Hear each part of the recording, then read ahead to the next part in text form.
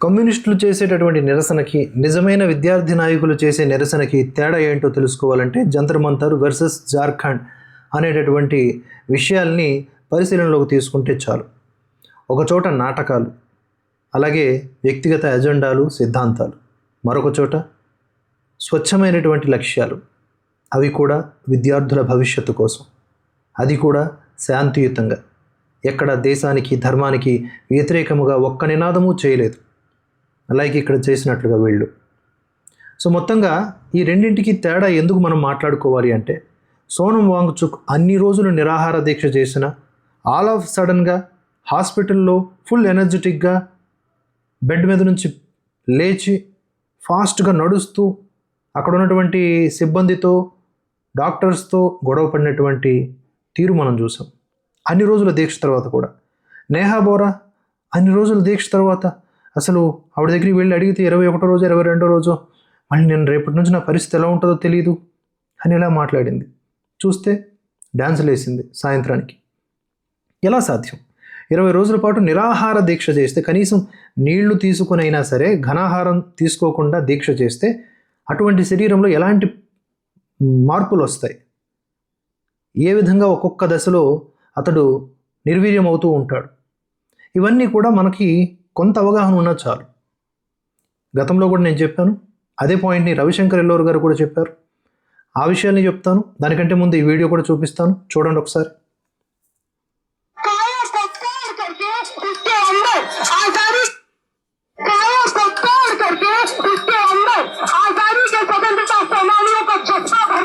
आंदोलन है, मेमोरी हमको सस्टेन कर रही है. हम लोग, मैं तो लिस्ट बना रही हूँ कि हंगर स्ट्राइक के बाद जिंदा रहे तो क्या क्या खाना है.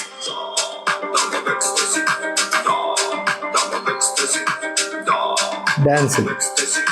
ఇక్కడ పైన నిజమైన విద్యార్థి నాయకుడు జార్ఖండ్లో అతని శిలైన్లు ఎక్కుతూ, అతని యొక్క ఫేస్ చూస్తే మనకు అర్థమైపోతుంది ఇతను ఆహారం తీసుకోవట్లేదు కనుకనే ఆ మార్పులు కనిపిస్తూ ఉన్నాయి అని చెప్పేసి. మొత్తం పెదవులన్నీ పగిలిపోయాయి, ముఖం పేలిపోతోంది, పాలిపోతోంది. ఇన్ని రకాలైన మార్పులు స్పష్టంగా కనిపిస్తున్నాయి. ఎనర్జీ డ్రాప్ అవుతూ ఉంటుంది. వీళ్ళకేమో దీక్ష చేస్తున్నంతకాలం ఎనర్జీ హయ్యర్ లెవెల్కి పెరిగిపోతూ ఉంది. దీన్ని ఏమంటారండి? ఇప్పుడు ఏమంటారు సార్ దీన్ని? దొంగ ఏడుపులు, దొంగ నాటకాలు, దొంగ దీక్షలు అంటారు. అయితే అన్ని నిరాహార దీక్షలు ఒకేలా ఉండవు. ఒక కమ్యూనిస్టు నిరాహార దీక్ష చేసినప్పుడు అర్ధరాత్రి పూట మార్క్స్ దయ్యాలు రహస్యంగా వచ్చి నిద్రపోతున్న సదరు కమ్యూనిస్టులకు బీఫ్ ప్యాటీలు, బ్యాట్ సూప్ తినిపించిపోతాయి.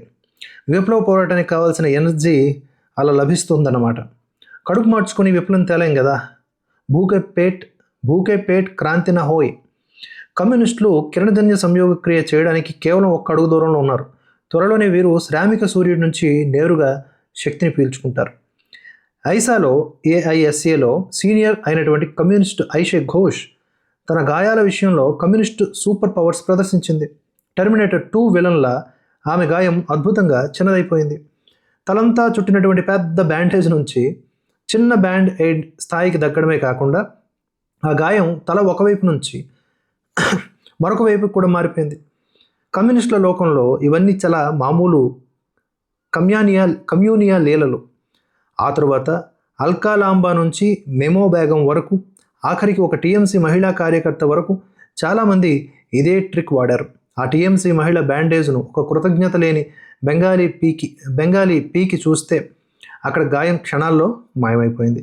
ఇక నేహా బోరా విషయానికి వస్తే, ఆకలిగా ఉంటూనే ఆకలి లేనట్టు చేసేటటువంటి దీక్షతో పాటు ఆమె ఫ్రాక్చర్ కూడా సెకండ్లలో నయమైపోయింది. తర్వాత కేజ్రీవాల్ మహోన్నత పరంపరను పాటిస్తూ ఆమెపై ఇంక్ దాడి జరిగింది. కేజ్రీవాల్ పుణ్యమా అని క్యామ్లిన్, కృష్ణ, బెంగాల్ ఇంక్స్ వంటి కంపెనీలు పెన్నుల్లో సిరా నింపడం కంటే నిరసనకారుల ముఖాలపై పోయడం ద్వారానే ప్రత్యామ్నాయ ఆదాయం పొందుతున్నాయి. నేహా బోరా నిజంగా ఒక మెడికల్ మిరాకిల్. నీట్ పేరుతో వైద్యశాస్త్రంలో ఏకంగా విప్లవాత్మకమైనటువంటి ఆవిష్కరణలు జరుగుతున్నాయి. తిండి తినకుండానే స్వయంగా శక్తిని తయారు చేసుకోవడం, గాయాలు, ఫ్రాక్చర్లు క్షణాల్లో తమంతట తామే నయం కావడం, కోక్ అమృత విస్కీతో టైఫాయిడ్ తగ్గిపోవడం, బర్గర్ నిజమైన ఉపవాస ఆహారంగా మారడం, ప్రపంచానికి బాధలు, పిచ్చుకల ఊచకోత, తప్ప ఏమీ ఇవ్వని ఈ కమ్యూనిస్టులు ఈరోజు ప్రపంచ ఆహార సంక్షోభానికి పరిష్కారం చూపుతారని ఎవరైనా ఊహించారా? తమకి తామే శక్తిని తయారు చేసుకుంటూ ఆహార అవసరాన్ని లేకుండా చేస్తే ఇక భూమిపై శక్తి భారాన్ని తగ్గించడానికి మావోయిస్టులు కోట్లాది మందిని పొట్టన పెట్టుకోవాల్సినటువంటి అవసరమే ఉండదు అని వ్యంగ్యపూరితంగా ఒక సెటారికల్గా రైటప్ రాశారు రవిశంకర్ గారు. అది నిజమే కదా. వీళ్ళందరూ దొంగ దీక్షలు చేసి జనాల్ని ఏదో సక్సెస్ అయిపోయాము అని అనుకుంటున్నారు వీళ్ళు. కానీ అక్కడ కేంద్రం ఎందుకలా వ్యవహరించింది, తదనంతర పరిణామాలు ఏంటి, వీళ్ళ భవిష్యత్తు ఏంటి, ఇవన్నీ కూడా లెక్కలు వేస్తూ ఉండవచ్చు.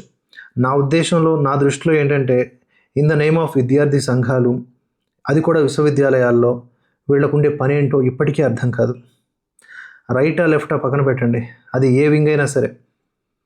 అసలు విద్యార్థి సంఘాలు, వాటి ప్రయోజనాలు కోర్స్ హక్కుల కోసం ఉండాలంటారు, కానీ ఈ విశ్వవిద్యాలయాల్లో వీరి తాలూకు ఇన్వాల్వ్మెంట్ పెరిగినప్పటి నుంచి చదువులు కాకుండా రాజకీయాలు ఎక్కువైపోయినాయి.